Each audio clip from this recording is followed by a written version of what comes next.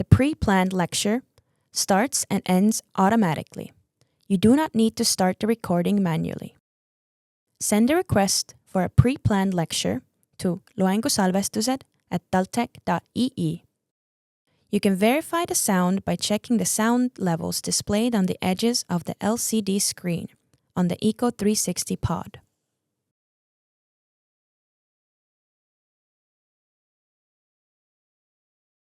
The recording can be paused and continued. The recording can also be extended by pressing Extend Capture and selecting the duration. The Echo360 pod requires a firm press to activate any function. Also, the recording can be finished earlier using the LCD screen on the table.